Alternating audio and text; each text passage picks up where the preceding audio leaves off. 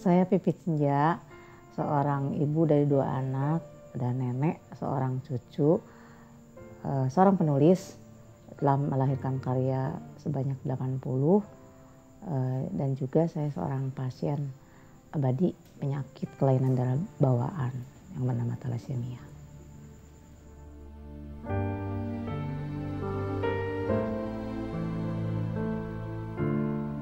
Mama di mata gue adalah sosok yang kontradiksi. Jadi dia tuh sebenarnya ya, ketika di depan anak-anaknya tuh dia nyentrik banget. Dia bisa joget-joget, dia bisa berekspresi, dia bisa jadi segila-gilanya seorang ibu. Itu tuh dia bisa. Jadi bahkan lebih gila dari gue dia bisa.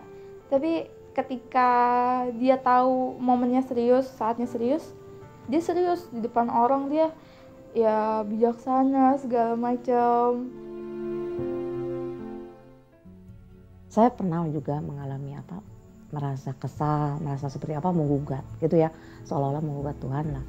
Itu umur 17-an tuh. Kenapa sih harus saya gitu, penyakit ini kenapa sih ke saya? Kenapa enggak orang gitu kan?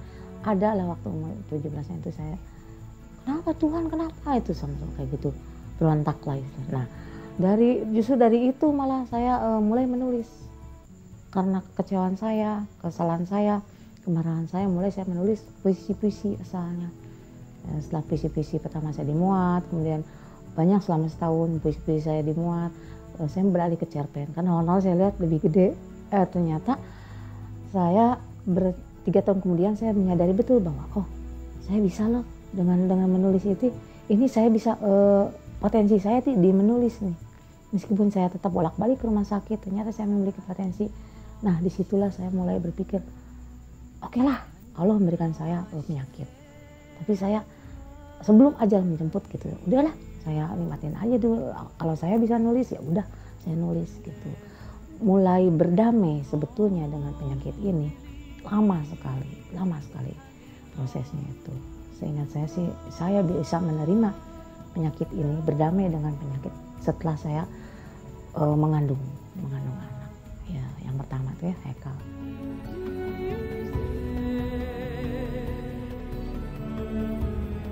Sering saya berpikir itu setiap saat ya, bahkan kalau saya tidak punya penyakit ini, mungkin sekali saya tidak akan menjadi penulis ya. Kalau saya tidak punya kekurangan ini, tidak punya penyakit ini, saya tidak bangkit dari keterpurukan ini, saya yakin saya tidak akan menjadi seorang penulis. Gue pernah ngerasa capek waktu ngurus nyokap gue itu waktu kemarin. Yang waktu gue berdarah-darah juga kaki gue, pincang, gue ngerasa ada yang salah sama kaki gue. Entah itu patah atau tempurungnya retak, gue yakin pasti ada yang salah banget. Soalnya gue bergerak itu sakit banget dan badan gue juga biru-biru gitu, hampir semuanya biru-biru.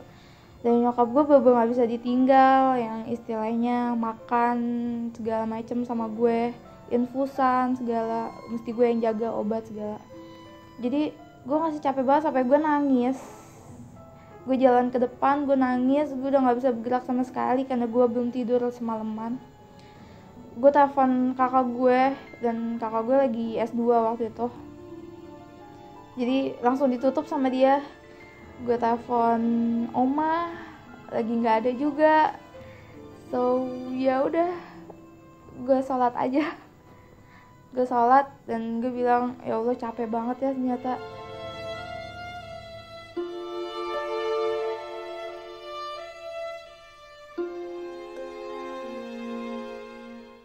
Kedua anak saya ini bagi saya sama ya, sama Haikal dan Butet sama bagi saya, laki perempuan sama aja.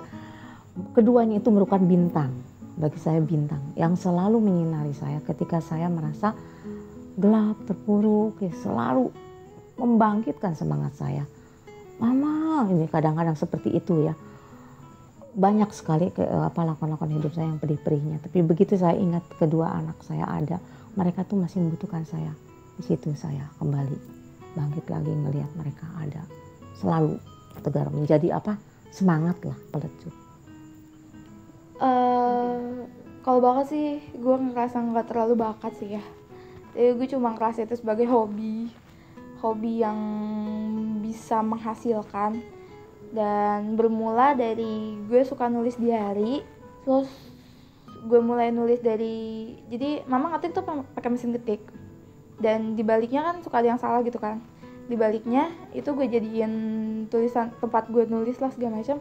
Dan someday mama tuh baca, terus kata mama, bagus nih, bahasanya keren amat buat seorang anak kecil gitu, ya cobain aja nulis sesuatu yang fiksi, kata mama. Gue kirim ke Radar Depok dan itu dimuat. Dan untuk seorang anak kecil ya, itu membahagiakan banget. Saya gue pamer-pamer ke teman-teman gue di SMP. Ya bermula dari situ sih gue mulai senengnya. Udah pernah bikin 6 buku sekarang. Terus proyek yang bikin baru nyokap ada 2, Mom and Me sama Blogger Mania. Ya dua-duanya itu baru terbit sih.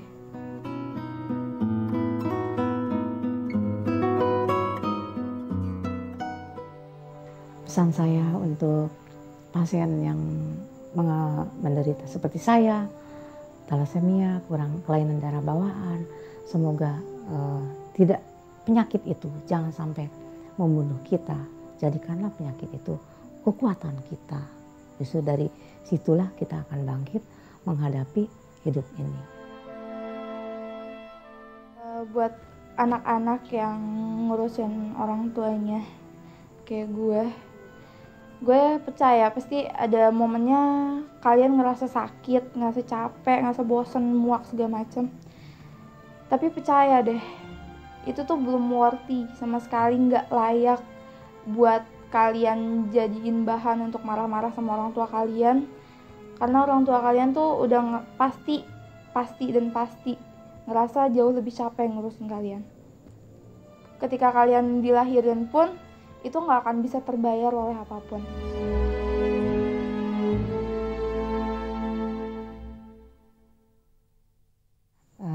Setelah saya melakoni berbagai banyak rintangan, berbagai banyak pengalaman, berbagai banyak ujian dari Allah, sering ketika saya mau tidur atau bahkan setelah bangun di tengah malam gitu ya, saya sering berpikir, ya Allah, Engkau telah berikan saya begitu banyak ujian, tetapi ternyata di balik ujian itu Engkau kasih kepada saya begitu kemudahan.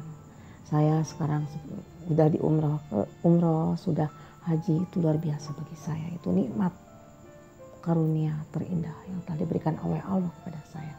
Subhanallah, saya nggak bisa punya kata-kata, luar biasa itu.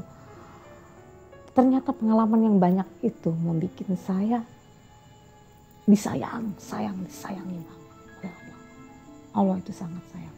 Dan saya banyak sekali saudara di mana-mana yang juga mereka mengasihi saya. Yang setiap saat ketika saya jatuh, ketika saya terpuruk, mereka siap. Ini loh kami bantu, ini kami apapun gitu. Itu luar biasa bagi saya. Semoga lakon hidup saya ini dipetik oleh orang-orang yang mengalami kehidupan saya. Tetap tegar. Allah, hanya Tuhan, kepada Allah lah kita mengadu, kepada Allah lah kita memohon. Tuhan, tolong jangan tinggalkan